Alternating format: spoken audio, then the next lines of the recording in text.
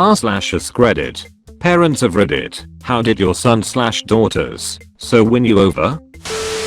My now husband, David, and I met online and were in a RLDR while I was in college near Lifesaving. We had never met in person before, and I invited him to come see me.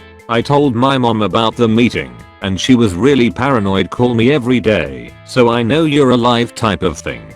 He came and we really hit it off, and were having a lot of fun. After day 2 mom was convinced that he at least wasn't an axe murderer. And after a couple of more days I decided that I was into him enough that he should meet my parents. I know, poor guy, but this was a good thing in the long run, so I invited them up on that Saturday. They picked us up, and we all went out to lunch and made some polite conversation, and we decided we should take a small trip to Split Rock Lighthouse, a famous lighthouse on Lake Superior about an hour from Gillith. I remembered that I left my camera in my dorm, so we swung by so I could pick it up. I left David in the car with my folks, alone for just a few minutes. While I was gone my dad joked, quick, let's drive off. To which David, who has a very sarcastic dry wit, responded, I knew that one way or another this trip would end with me dead in the woods. There was a shocked pause, and then my parents started cracking up. When I returned it was clear the ice had broken, and they relayed what had been said to me. My mom was like, I think he'll fit right in. She often relayed this story, characterizing it as the moment she decided that David was right for me. Luckily I agree, haha. I'm a white American man married to a Japanese woman. Here's a story of how I won over her dad, then got him to hate me, then won him back.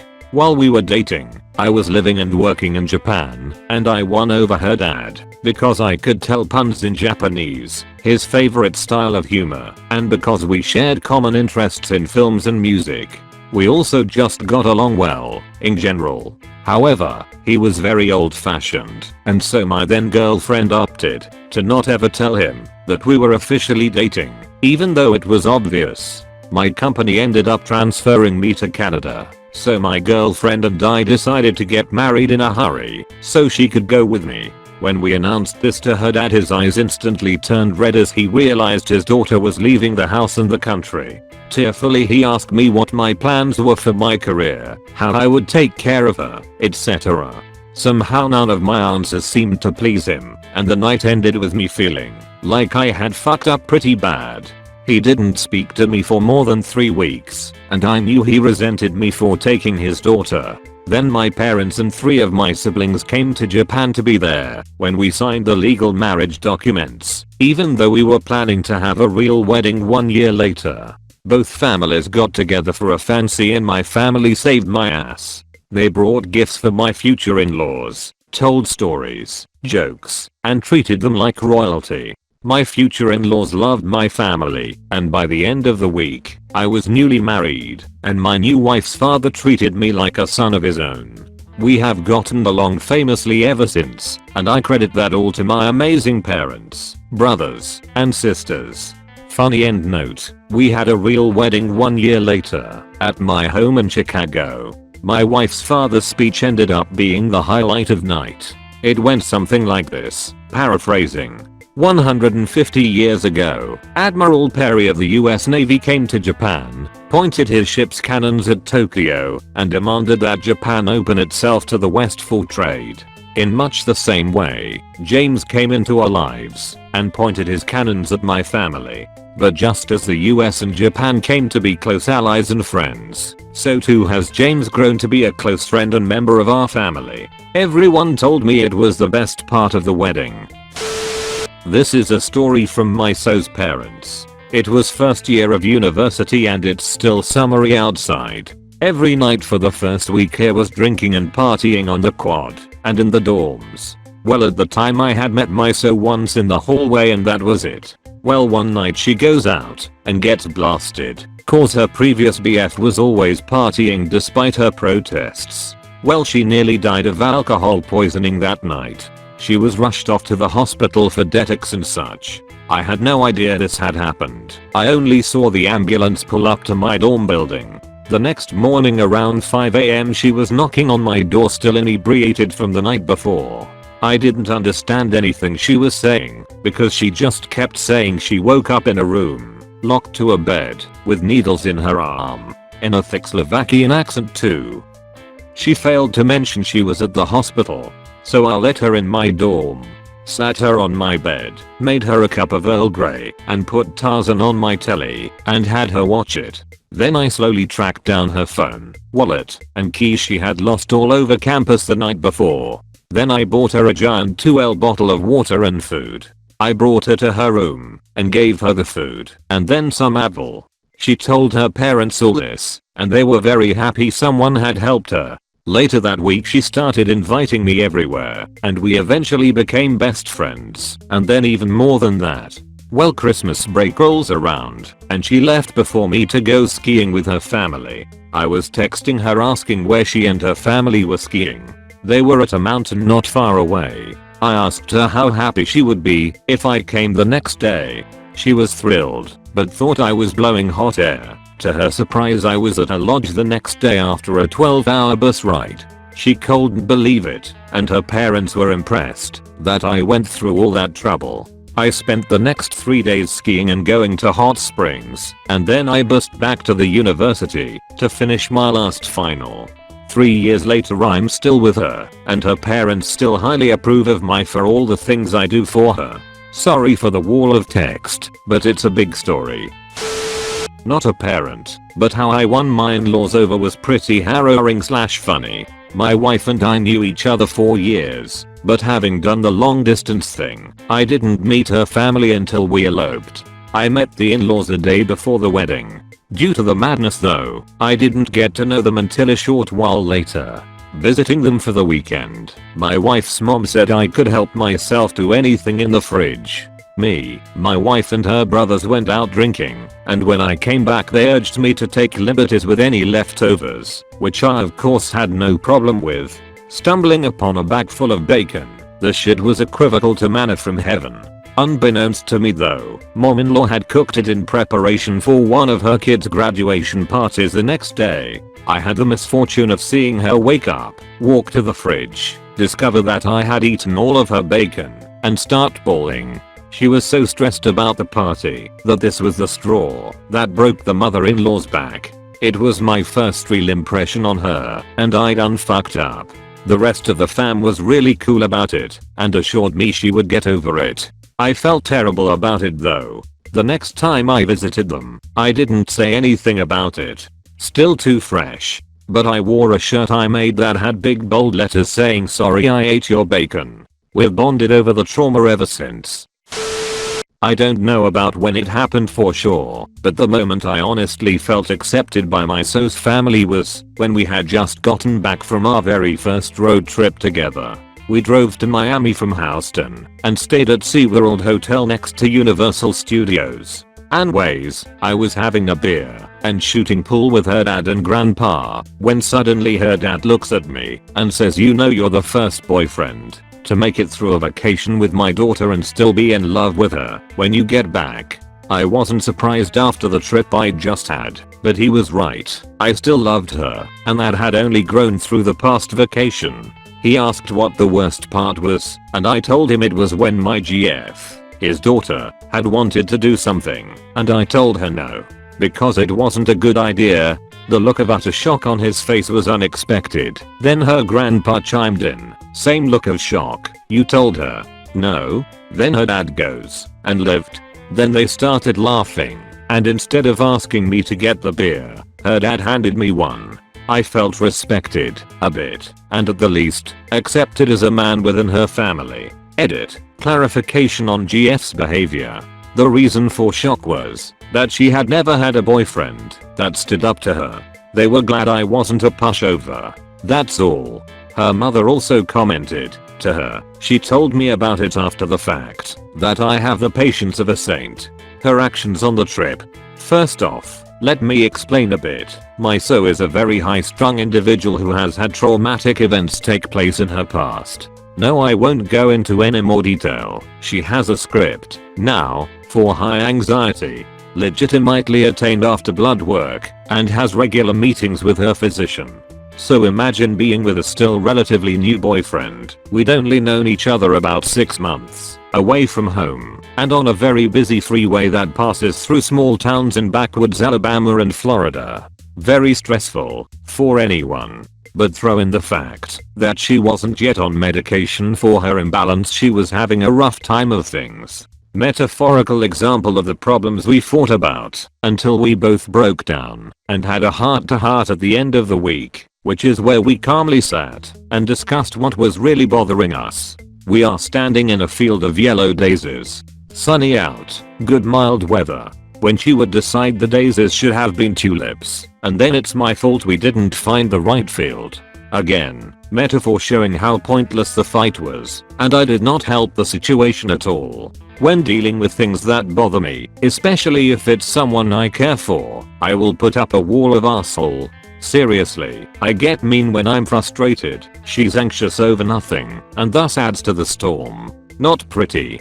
We are now settled in quite well, and have been together for 3 years, living in the same apartment for 1.5 years. Yes, sometimes we fight over silly things, but in the end we always find a solution to the problem, and then put it into action. She's learned that, when I do voice a no, it's because of a good reason, and no longer questions it. In turn, I show respect, and do the same. If it confuses one of us, we ask later, when we are at home and calm. I love this woman, and I'm secretly working on a way to propose to her. That is all. Probably too late to join, but this is a great story. We hated our daughter so, before we even met him. She's a high-achieving, beautiful girl, smartest of all my kids, apple of her dad's eye. She began dating a guy 8 years older, no education after high school, still living at home with his parents. He was covered in tattoos, was a long-time smoker, no career plans in sight. My daughter was 19 at the time and well headed to med school. After meeting him, she told us she was dropping out of college. Talk about parents' worst nightmare. Our only daughter. Turns out she had been seriously stressed for a number of years, trying to keep up with family and parental expectations, working toward a career she had no interest in, and was suffering from severe depression. This guy listened and supported her, and when she decided to end it all, he was the one who found her and saved her life. Spend a few days in the ICU with your kid struggling for her life, with her so constantly beside her talking, caring, touching her even though through her coma she probably couldn't hear him. Watch him support her through the horrible days that followed, with the memory loss and severe mood swings and continued depression. See your daughter grow stronger through the steady support of someone who believes totally in her value and loves her for who she is, not who he wants her to be. After those weeks, even months, you will see that tattoos don't matter, education doesn't matter, life circumstances don't matter. What matters is that someone knows and loves your child. Her so is still a part of our family, even though they are no longer together. He turned out to be a wonderful person with many qualities that are rare in today's world. I learned an important lesson about judgment through our relationship with him. My wife's dad has a very nice wakeboarding boat he loves more than anything. I went out on the boat with him and other family, including my wife, for a day of hanging out on the lake. Several hours later, and several beers later, we drove the boat back to the marina. Once there he realizes he's the only one who can back the truck/trailer down the boat ramp, and then dock the boat on the trailer properly. However, it's a holiday weekend, and there's a large line of boaters waiting to load, so he wouldn't have time to back down the trailer then get back on the boat to pilot it onto the trailer without people going apeshit mad. Realizing his predicament, I mention I've been driving boats since I was 5 years old, so he reluctantly disembarked from the boat onto the shore to get the truck, while I was left as acting captain of the SS. If you scratch this boat I will end you. I docked the boat on that trailer on the first try quickly and perfectly straight and balanced. That's easy for a little John boat outboard, but a very large 28-foot wakeboarding boat, it can be difficult for even seasoned pros. After that he said I could take the boat out whenever I wanted to, even without him. Translation: I love you more than my own flesh and blood. My daughter's so gonna call him John. Gained my full approval just recently. A little backstory. Me and my wife had an accidental baby just last year. We are in our late 40s. And my family was rather shocked considering we already have a 28-year-old son and a 22-year-old daughter at that point. This may sound strange so far, but it will make sense later. My daughter met John in college and started dating after being friends for a year or so. Didn't take long after that before we met him, and we thought he was a decent kid, if not a little bit socially awkward and sort of uncomfortable around us. All of her previous boyfriends were more outgoing, and this kid was quiet. Didn't really think he was going to last. My daughter eventually got an internship out of country and now they're LTR. And I was skeptical whether or not this kid was going to stick around. Strangely enough, he visits the house and hangs out with my older son, and we all talk and have dinner together pretty frequently, which is interesting considering my daughter never expected him to do this. I found out that the main reason that he visited us so often was because my dog was worried that her new little brother would forget who she is while she was gone. So when John would play with our son, when he thought nobody was around, he would show him pictures of my daughter making goofy faces to try to make sure that he will remember his big sister. When I brought it up with my daughter, she didn't know that John was doing this. That was probably the moment where I started wholeheartedly approving of him. Not a parent but a brother. My parents are divorced and remarried. Generally don't really get along with their respective ex. My sister and her fiance had a housewarming party not too long ago and invited both sets of parents, along with other family and friends. My soon-to-be brother-in-law and I have always gotten along great. Who doesn't love drinking and fishing? So we spent the night just drinking and enjoying ourselves. At one point though, he and my stepmom are talking, and he calls over my mom into the conversation. I'm standing with my sister and we are both dumbfounded. Our parents have been divorced for like 15 years, have never spoke to one another, and this guy just pulled two of them together for like a 20 to 30 minute conversation. It absolutely blew my mind. The next morning, while my sister made pancakes and we nursed our hangovers, he told me the entire reason for the housewarming party was to see how my parents would react around one another, and if needed, it wasn't. Telling my parents that they're eventually going to have grandkids before long, and if they want to be a part of their lives they have to act like adults and be okay with seeing their ex every once in a while. The fact he was willing to do that for my sister completely set my mind at ease. I definitely liked him before, but that was the moment I knew he was perfect for my sister. I'll tell you the story of how my husband won over my dad. My dad has a sailboat, which he is kind of crazy about. My husband has a background in naval architecture. We went to visit my dad, and while we were on his boat in the marina, the guy in the slip next to us runs over. My boat is taking on water. He says, "Come help me bail it out." "Don't worry," responds my father. My son-in-law is a naval architect. Something to note at this point in the story, my now husband and I had only been dating for like 8 months. We weren't even close to getting engaged, let alone married. But now all of a sudden boyfriend is his son-in-law. So now husband just goes with it. Sure. I, the son-in-law, will see if I can help. He gets on the guy's boat and sees that there's water seeping through the floorboards. He thinks this is weird, given that the pump is going and the boat isn't listing or anything.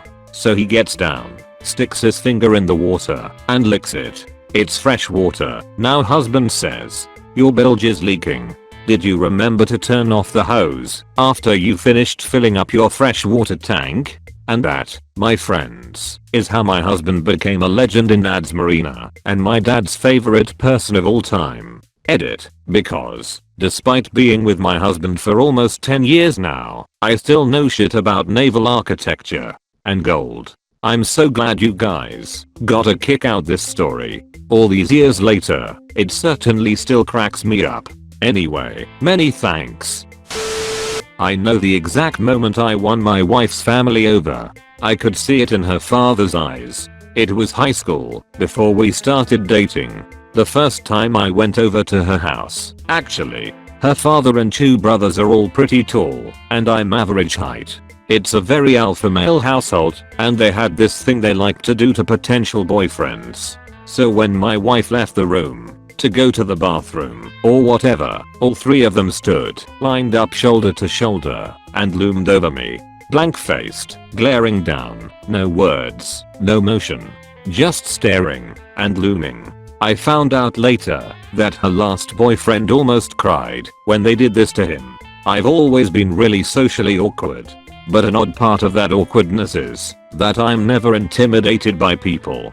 I don't know why, but they just don't frighten me. I slowly stood up, looking them all in the eye, and then poked her dad right in the tummy. I said, "Boop."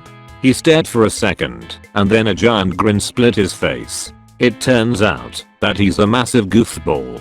From that moment on, I was a member of the family. The whole dating and marriage thing was just a formality to them. Edit. AWW. Thanks for the gold, guys. I'm glad my near murder could bring you some laughs. Our daughter came home from college with a boy she had been dating for a few weeks. They weren't serious, but he lived too far away to go home for Thanksgiving. That weekend, her old high school flame dropped by. We didn't like him much. He had been very abusive when our daughter was dating him. When he showed up, he tried to convince our daughter to go someplace with him to talk things over. She didn't want to, and so he started getting loud and obnoxious. The new boyfriend was trying to give her some space and not be the possessive caveman type, but when he heard the old boyfriend call our daughter the C word, he came out on the porch and threw a wicked punch at the guy. Unfortunately, he missed, and he got the worst of the ensuing scuffle before I could break it up. But he got a few good licks in, and I'm pretty sure some of them would leave nice bruises. Not that I condone brawling, mind you. Old boyfriend skulked off, and we brought the new boyfriend in and got him cleaned up. He was only 19, but he got an ice cold beer with dinner. They dated a couple of years, but eventually broke up. She's had a few boyfriends since, but he's the only one I ever addressed as son. Not a parent, but I'll talk about how my white as Wonder Bread so found some common ground with my Middle Eastern parents. Eating meals together is a really important part of my culture. My current so was willing to try anything and everything my mom put in front of him. My so came from a household where his mother only ever cooked meat and potato types of meals and they never ate out at restaurants, so he had a beginner's palate. Still, he tried everything from picked vegetables to rice with weird stuff in it, and even stews that looked like liquid poop. Fessengen, anyone. My mom is a sucker for anyone who will eat her food, so she started to like him a bit more after having him over for dinner. Edit. RIP my inbox. I will try to reply to as many of you as I can. Thank you for sharing your stories and love of Persian food. TLDR. Angsty teenage asshole son meets wonderful girl who turns him into a human being, making us fall in love with her. My son was suffering from an acute case of testosterone poisoning, aka being a typical teenage boy. He hated us. He hated his siblings. He hated school. He hated life. He didn't believe in the concept of having a future. About the only thing keeping him breathing was his guitar. Then along came Jessie, not her real name. Absolutely gorgeous girl, talented. They met because he needed someone to sing the songs he was writing. Smart as heck. She got into college a year early and just a joy to have around. To be honest, my wife and I fell in love with her long before our son did. He had to be smacked in the head a bit to even realize he was smitten. When he fell hard. And luckily, it was the same for her. Now like I said, Jessie is a wonderful girl, so we would have loved her for her own merits regardless. But it's the effect that she's had on our son that made us fall in love with her. At first after they started dating, my son was still a typical asshole teenager. But Jessie must have seen something in him that we never could. He was still an ass around his family, but the first time she was around to see it, she called him on it. When he did poorly in school, she asked him how he expected to get into college and support a family, implying with her, I suspect. So he started getting better grades. When he got frustrated with all of the social crap that goes down in high school, she got him to realize it was basically bullshit that wasn't worth it. And so on, and so on. Little by little, she turned him into a human being. The culmination of all this came one day when Jesse was over at our house for a family dinner. He stood up and said that he realized he had been a real tool for a long time and that he was sorry and that he knew he had to be a better person. Then he thanked Jesse for giving him a reason to be a better person and for being someone worth being better for. Hugs and tears all around. And then he made good on his promise. Today, he's a son and a friend who I can be proud of. Frankly, if Jesse had never come into the picture, I doubt he'd be alive.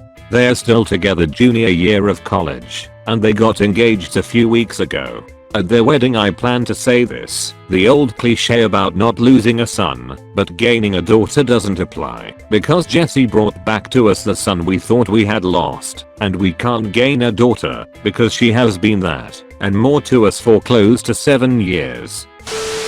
My grandmother has never liked any of my boyfriends. She always told me flat out that she didn't really like them, which hurt me immensely, but wasn't really out of character. Pretty much nothing I pursued or achieved was good enough for her. I resigned myself to the fact that she would never like anyone I brought home. She never really warmed up to my mother. Even though my mom is an amazing human being, no one was good enough for my dad in her mind. Then one day she surprised me. After meeting my so for the first time she told me, well, I didn't expect to like him, but I did. He looks at you when you speak, listens to what you say, and responds in a way that shows genuine interest. That was it. That's all a guy had to do in order to impress my grandmother. I'm slightly horrified that she didn't see those qualities in any of the other men I brought home. That happened 6 years ago, and my and I are married now, expecting our first child. When my then boyfriend now husband dropped everything and took a long weekend off work to make a 5-hour drive with me to go say goodbye to my dying great grandmother. We had about 3 hours notice before leaving and drove down during a snowstorm. I had called him from work, a sniveling snotty sobbing mess, and his first questions were, where do we need to be, when can you get home from work? I'll meet you there and we can leave. And can you book the hotel room when you're on your way home? I work with my dad in a small office, and he saw all of this unfold. On our way back home a couple days later, we took a detour to take one of my great aunts to the airport. Road conditions were shitty and my great aunt is notorious for being jumpy, but he was calm and collected and his normal sweet self, and she raved about him afterwards. I think that was the point where they realized, although I'd known it for 2 years at least, that he really is a fantastic guy who was raised to know how important family can be. And all of my great aunts absolutely love him now too. Thank you so much for watching the whole video. Please leave a like and subscribe.